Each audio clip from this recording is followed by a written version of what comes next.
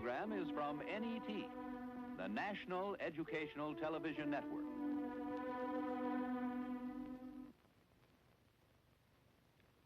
Is it possible to totally bring about a mutation in what is?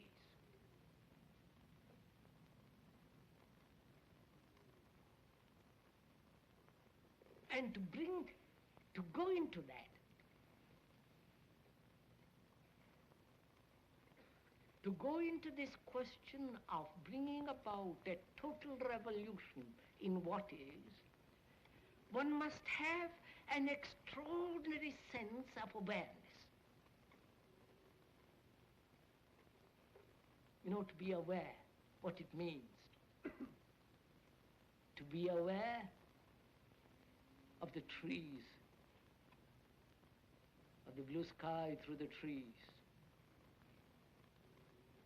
of those hills beyond. The speaker is Krishnamurti. That noise of a motor. He is a man who cannot be placed in a simple category like philosopher or religious leader. He is, however, one of the more challenging and creative men of our time. Born in South India in 1897 and educated in England, he has followed a singular and original path of thought free of factionalism and dogma. This is the first of 8 half-hour programs, and the first time that Krishnamurti has allowed his talks and private conversations to be filmed. The principal settings are the Oak Grove in Ojai, California, and the Thatcher School in the Ojai Valley. Ideas explored in this series range from what Krishnamurti calls the present crisis in consciousness to an examination of war, violence, love, pleasure and pain, the aging of the body, and death.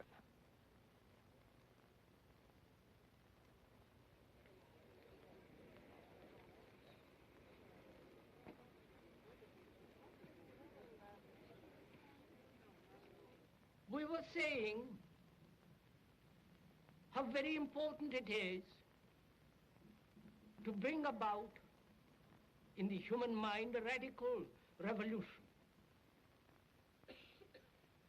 The crisis, and there are always crises in the world, especially now, it seems to me, is a crisis in consciousness.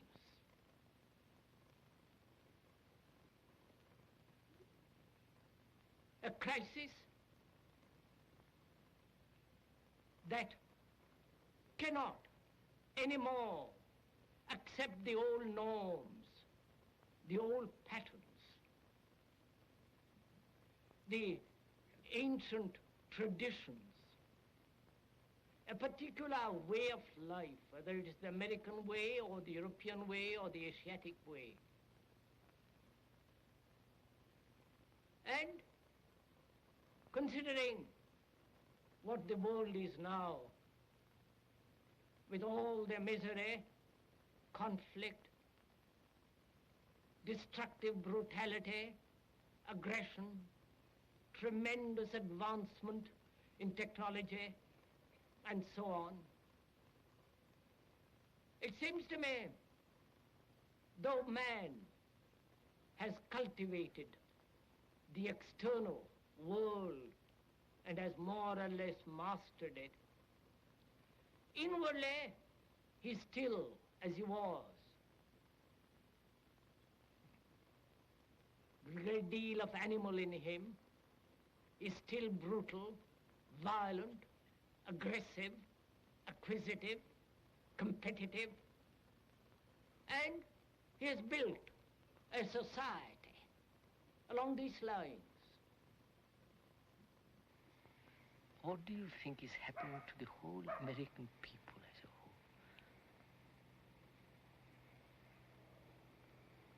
With the automation, with electronic brains, with, you know what I mean? The whole setup.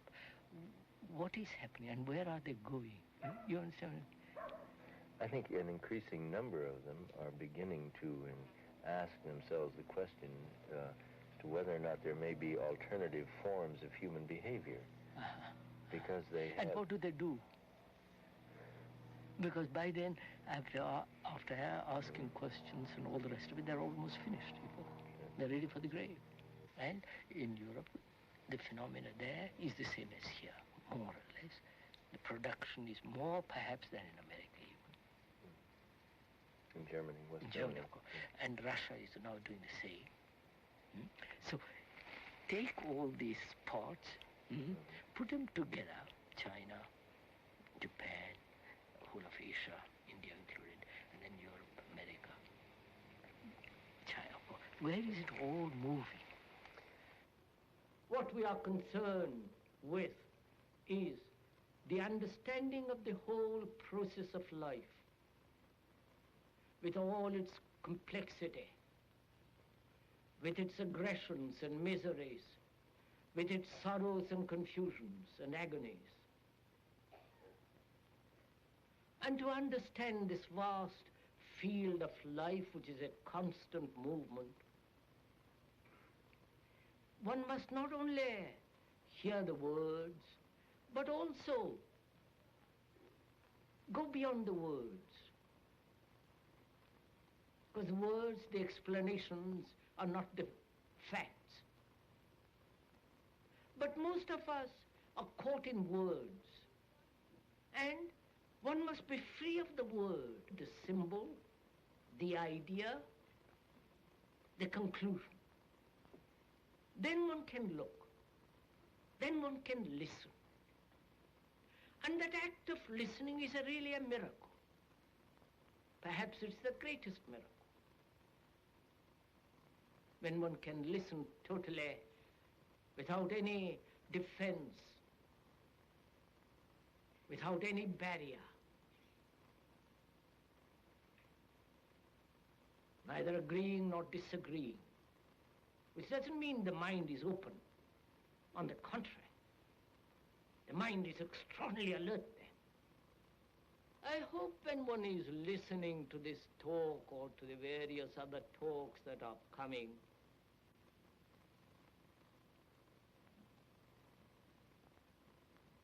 one hears a lot of words.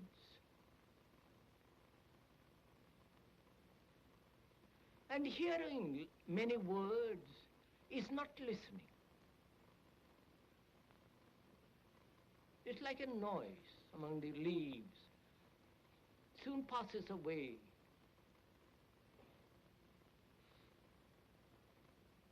When we hear, we either accept or reject. Or we translate what we hear according to our knowledge, our background. Or we compare what is being said to what is already known. Or we oppose one idea by another.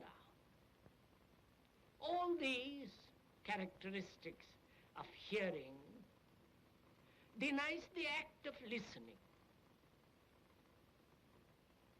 The act of listening is entirely different. When one listens, there is no comparison. There is no acceptance or rejection.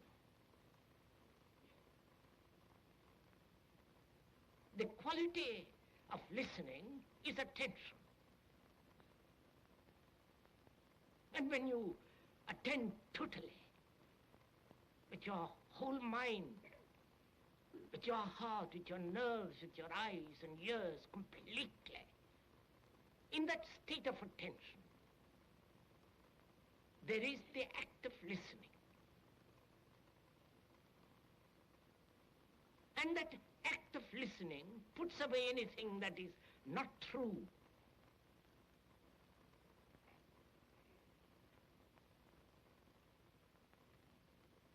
When you give your whole attention to something,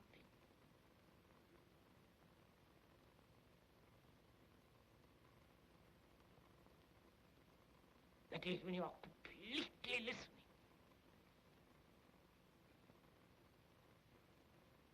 You listen to the totality of the thing. When you attend, there is no borders of inattention.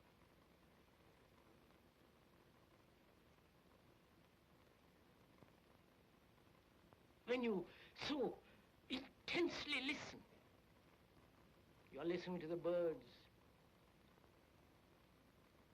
to the wind, to the breeze among the leaves.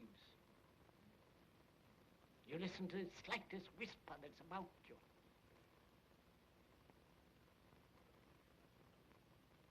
So in the same way, when one listens, that very act of listening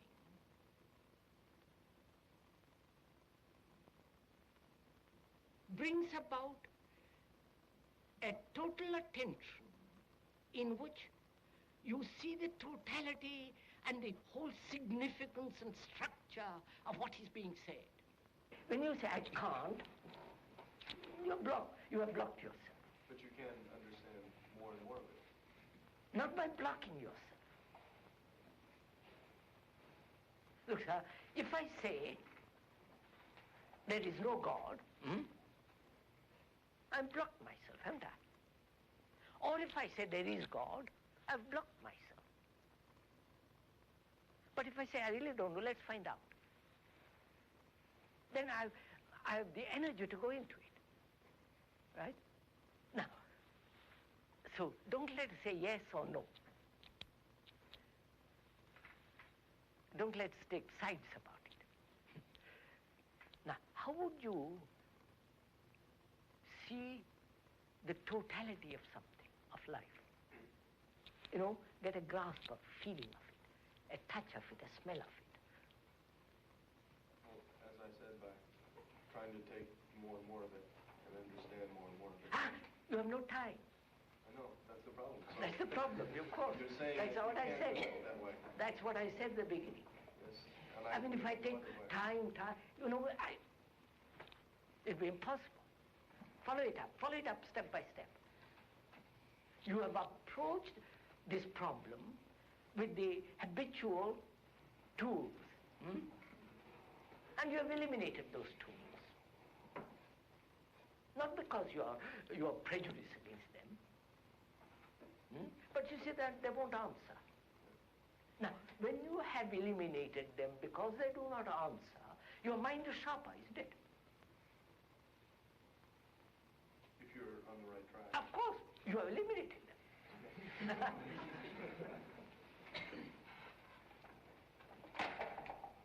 Right? Of what significance is hope and faith to living? What significance is hope and faith to living? I hope you won't think me harsh if I say there is no significance at all. We've had hope. We've had faith.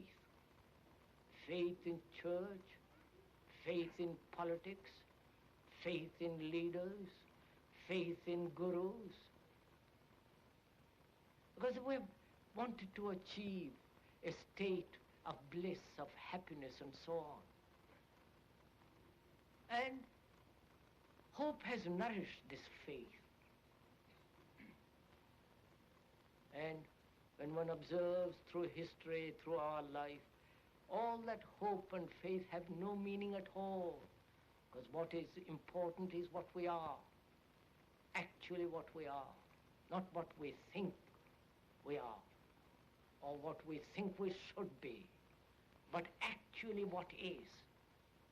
If we know how to look at what is, that will bring about a tremendous transformation. Would you say there are or America, or even California, there's something new stirring? Or the same old pattern being repeated? It seems to me to be the same old pattern. Oh my God. Say in California, you live in California. Is the climate being so marvelous here? Is it productive of some new state of human being, new human? We are the product of the society in which we live, the experience, the knowledge, and all the rest of it. And there is nothing original. We repeat, repeat, repeat. And to find out anything new requires tremendous inquiry, meditation. You don't just get it by just coming to a meeting for an hour and thinking one has to work tremendously hard. You do work very hard to earn a livelihood, to go to office every day. But this requires much more alertness, much more careful examination. And one doesn't have the energy, the patience, or the interest, because this is non-profitable. It doesn't bring you any profit, financial or any other way. Here is the question. I suffer physically, psychologically, and I can do something physically. Psychologically, I don't know what to do. And not knowing what to do, I escape. Or I go to somebody who will tell me what to do. Or I put up with it getting more and more and more bitter, dull, stupid, full of animosity and all the rest of it. Without doing any of those things, can one look at that thing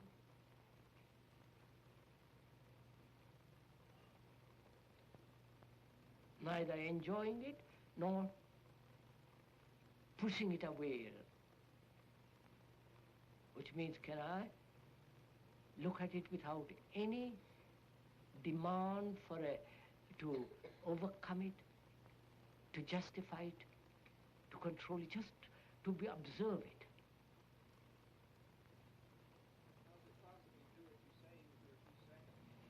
Beg your pardon? How is it possible to do what I say for? I said it would seem that I would have to start by doing it for a few seconds. Do it! Do it! Do it! For a second, do it!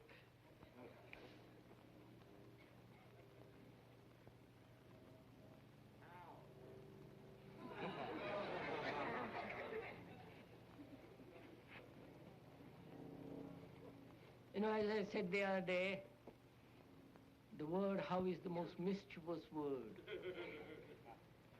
Because you want somebody else to tell you how to do it.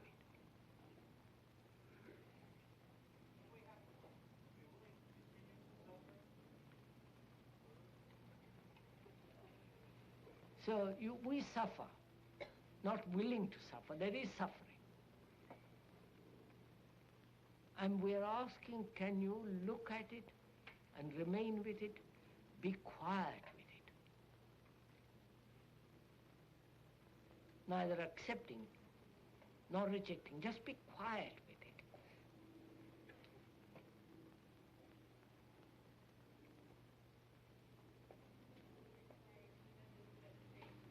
Huh?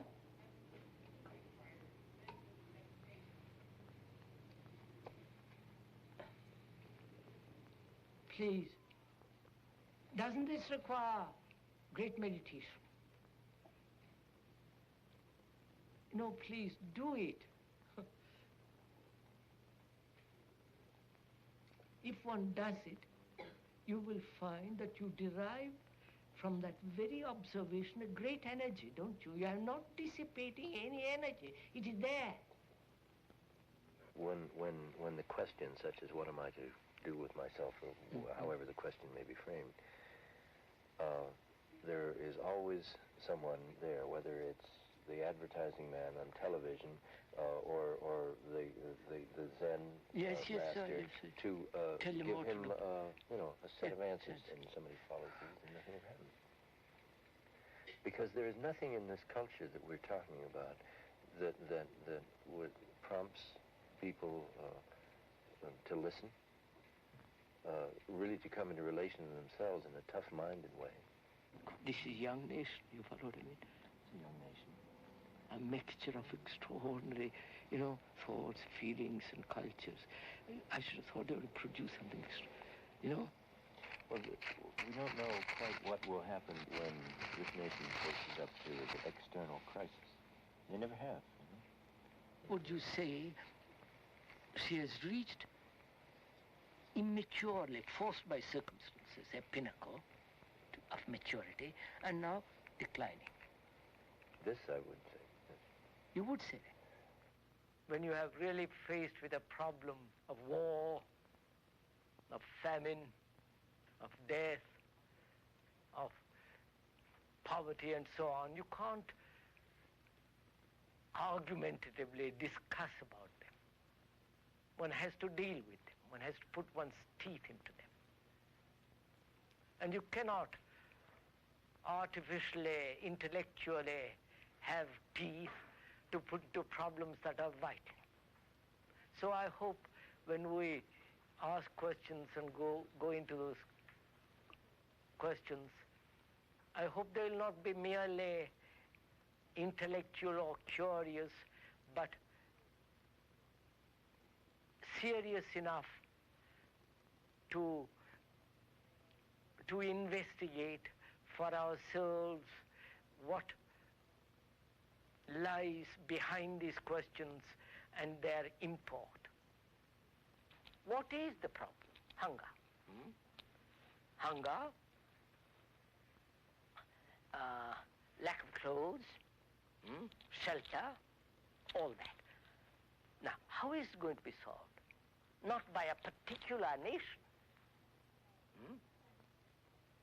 As you and I can't solve if we went in there, we couldn't solve it. No, sovereign government is going to solve this. No Indian government is going to solve it. They can pretend, and they do.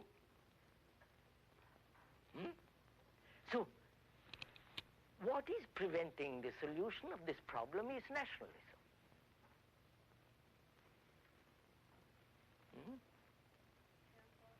My flag, your flag, my country, your country, and the division that takes place geographically, which is exploited by the politician. That is the factor, one of the major factors of preventing the solution of starvation, of feeding the people. Now, science has means of giving food, clothes, and shelter practically to everybody. It's not being done because of you are a British, I'm an Indian or Russian. So it's a world problem, not individual or nationalistic problem. Right. Well, how do you suppose that one be able to overcome these nationalistic barriers? First, one has to be free of it oneself. Yeah, but I don't see how I can be. Wait. One has to be free of it oneself. Neither American nor Indian nor right. Then get up and talk, shout, do anything not for the little things, but for the major issues. Then perhaps you will sow some seed that will take root. Now, if every human being, educated, cultured, who is really serious, wants to solve this problem, he will do something.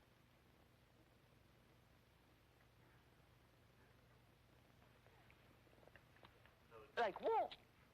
We have accepted war as the way of life. All man has, throughout centuries. And to stop war, difference is concerned with the whole process of living as a human being. Then perhaps we'll be able to solve this question of war.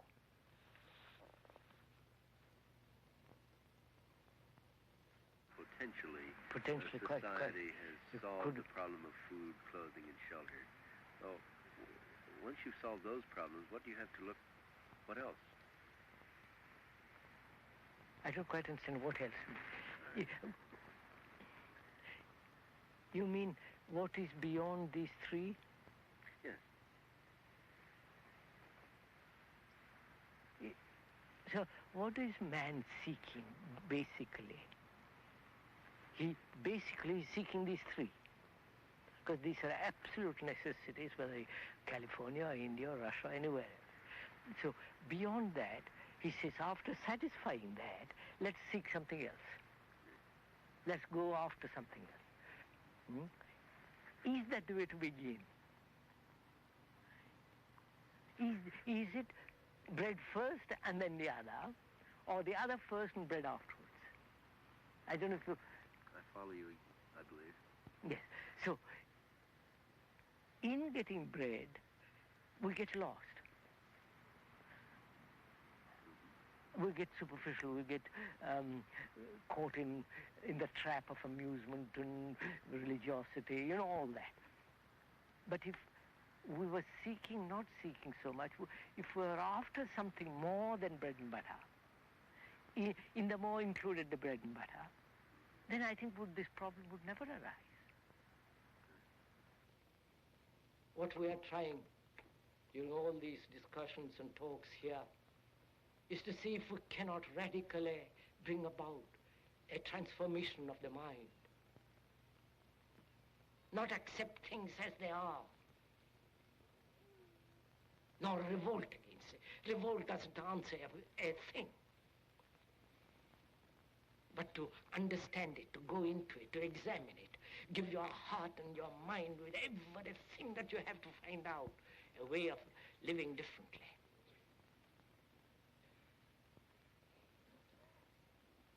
But that depends on you and not somebody else.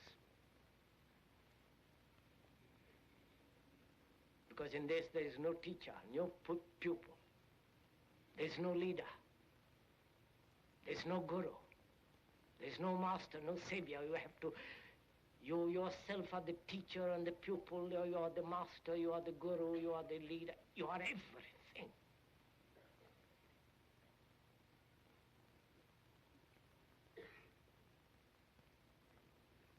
And to understand is to transform what is. I think that's been enough, won't it?